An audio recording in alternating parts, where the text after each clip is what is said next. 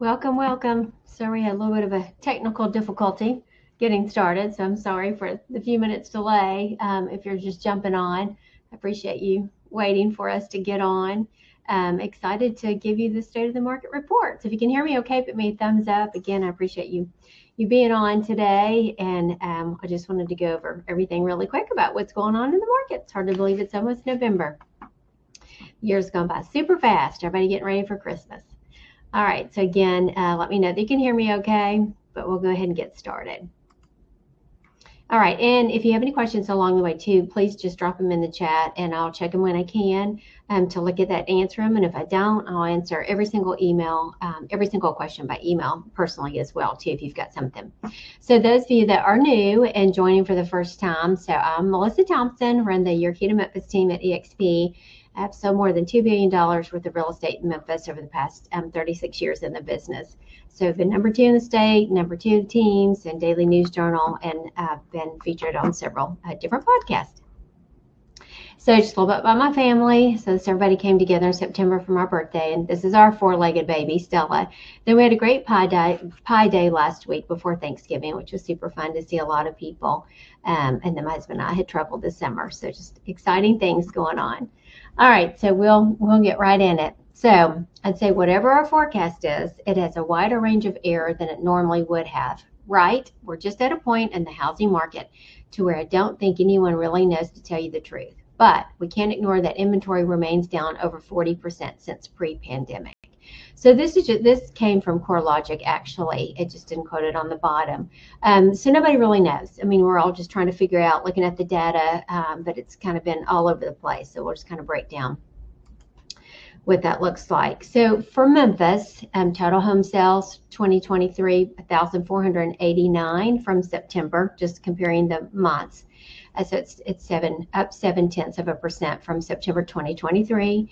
The median sales price 210,000. It's 5% up from last October. And then inventory 3,668 units, and so that's up 3.6 from September of 2023.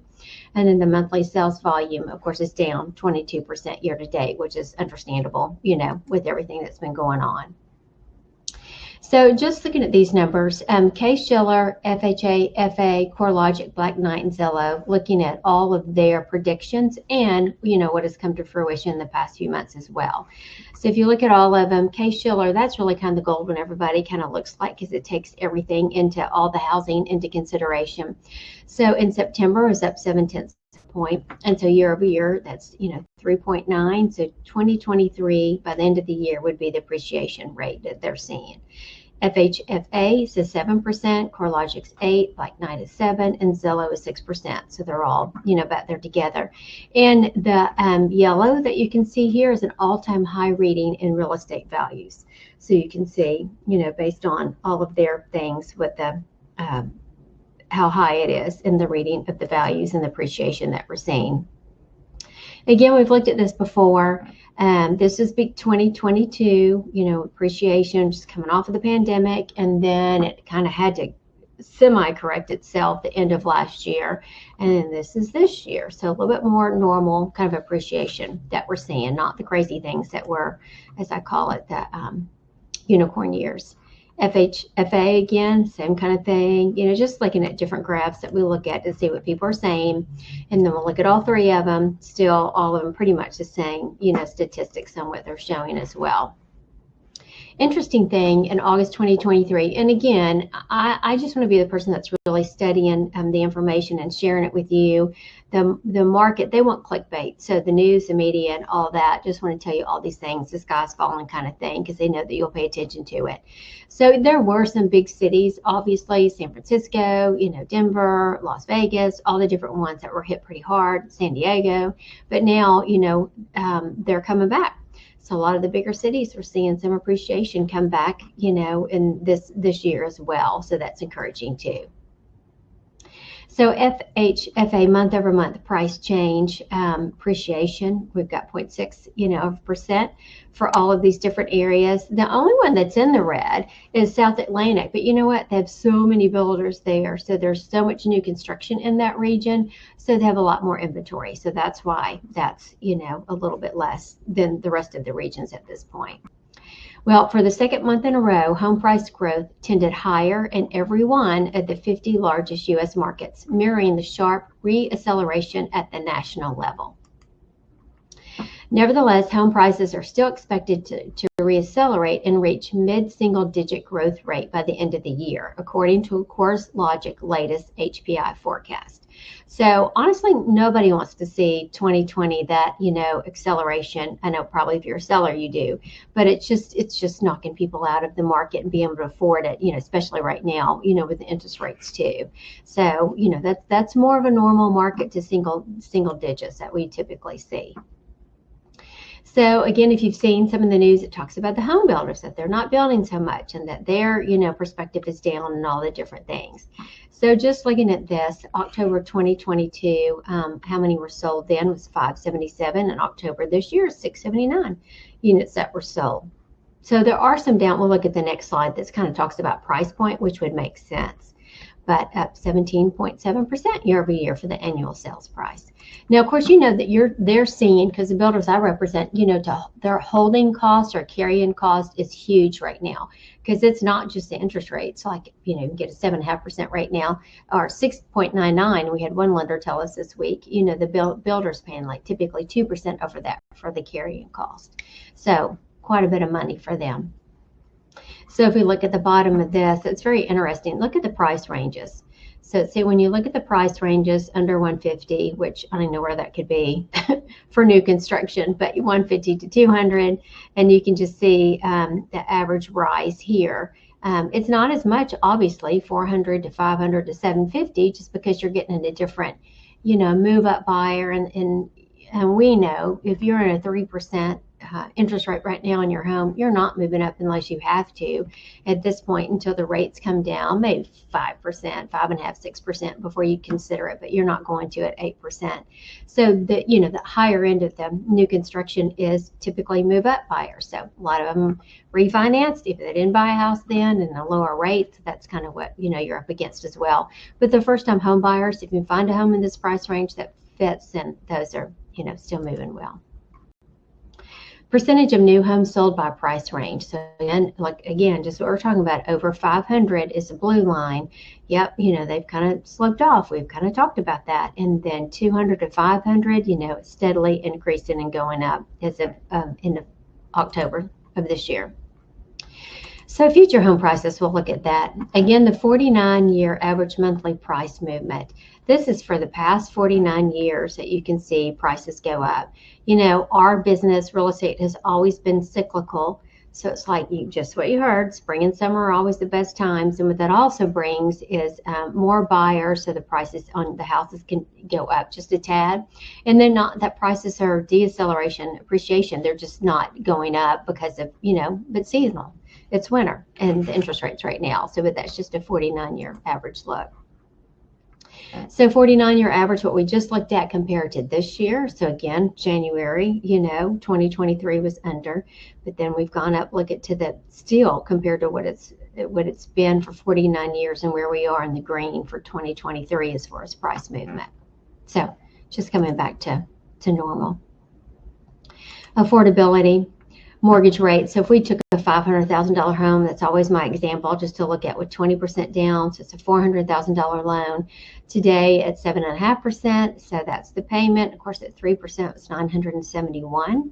So $1,500 difference in a month in a payment, which is huge. So we've got some different lenders that we're talking to all the time. Really and truly, I just feel like realtors are matchmakers. So I had a buyer and had a seller, and the seller had only been in the house for like 18 months and needed to move out of the city, actually. So trying to sell that, and had a buyer, and she was a first-time buyer, so she needed help with closing costs. So, the seller didn't have a ton of equity in it because it hadn't been in that long in this market, and then she needed help with closing costs. Well, a lender helped us kind of meet in the middle with all of that as well that I knew. So they helped pay for some of the closing costs, great rate. And you can refinance it one time for free in 5 years. So there's different programs out there that are allowing you to do different things to help buyers and sellers and, match make and get everybody happy and help everybody succeed in their goal that they want.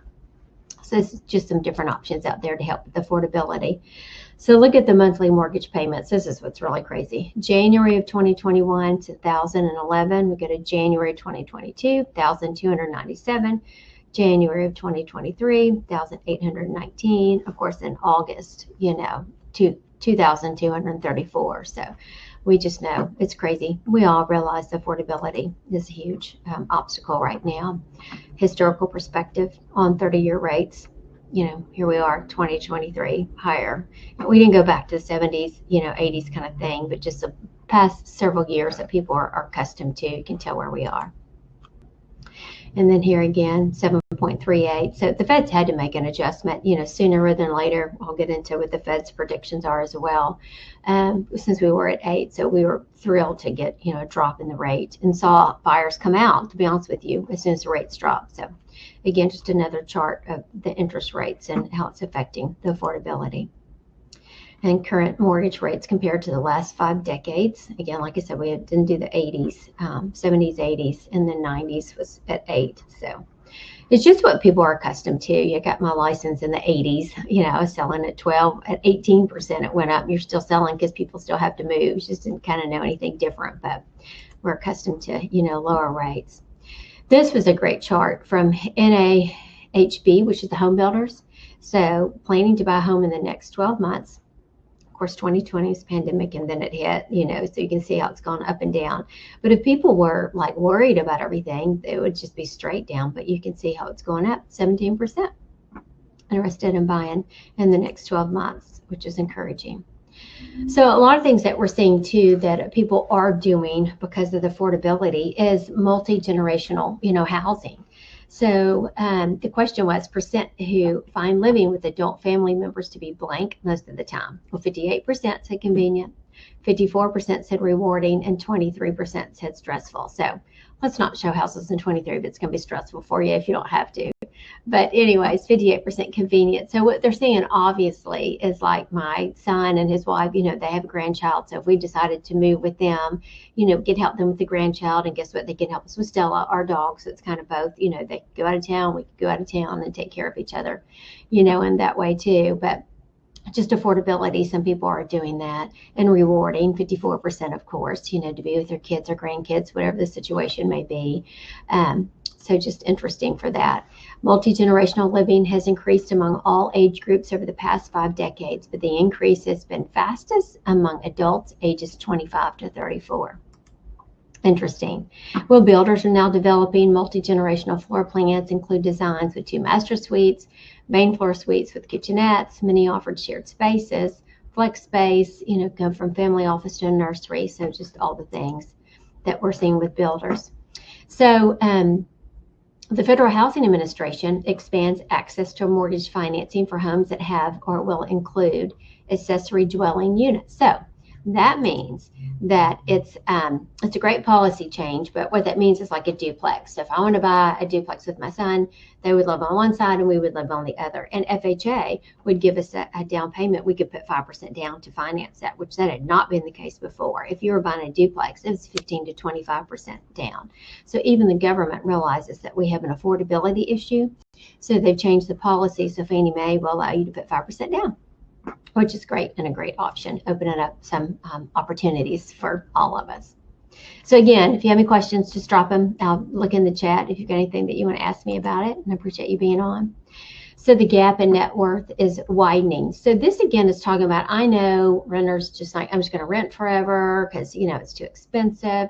But that's, and I get it today, totally get it. But the long-term vision is that the gap in net worth is widening. So that's what this means. A homeowner is the blue and a renter is the green. So this is what you're paying. You're never paying anything off and you're just paying this much money. But on a home, and this is more realistic here, the appreciation part of it. So in 2010, 187, your net worth widening, and then here it's like 201 and then 246. We're not going to say this, again, that's drastic, I know. But the difference right now between somebody that owns a home and somebody that's renting, is quite a bit. So home equity helps fosters new businesses too. So the people, people that have started businesses out of their homes, well, that comes from the equity they have in their house. Of course, they have to have at least, 20% to be able to pull it out of equity, but they can pull it out. And the more comfortable people have, more money they have in their houses, that's what they do to start small businesses. So the green is tappable equity in billions, and then small business applications in thousands, which is interesting. So you can see what the graph is for that.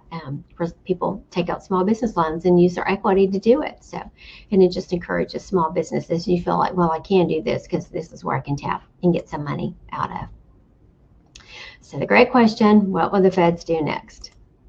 So we, as you know, we track the next 3 meetings that they're going to meet. The next one's December the 13th. So the current target rate is 525 to 550 basis points. And so 96.8%, say they're not going to change. The big thing, was just like we're going up, we're going up, we're going up.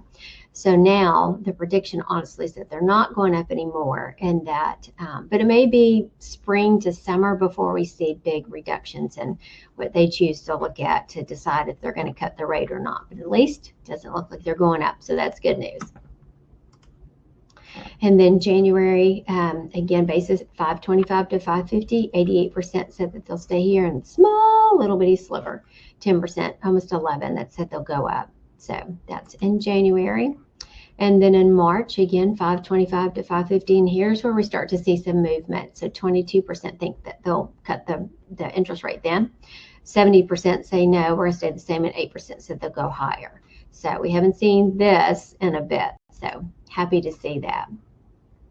So again, I'll check. Don't have messages right now on it, but I thank you for joining. We'll send you a copy of this as well. I appreciate your patience with our technical difficulties for a few minutes before we're able to get on. But if you take out your phone and scan the QR code here, you'll get your updated home value in like under a minute real quick just to see what it is. Again, if you have any questions, just reach out to me. I'm happy to answer them, anything specific. Again, the purpose of this webinar every month is just to kind of go over all the numbers, what we're seeing and what we're tracking, and from different resources as well, just to see where we are and to help you make good choices. So anyways, thank you so much, and I hope you're getting ready for Christmas, and we'll see you next month. Have a great day.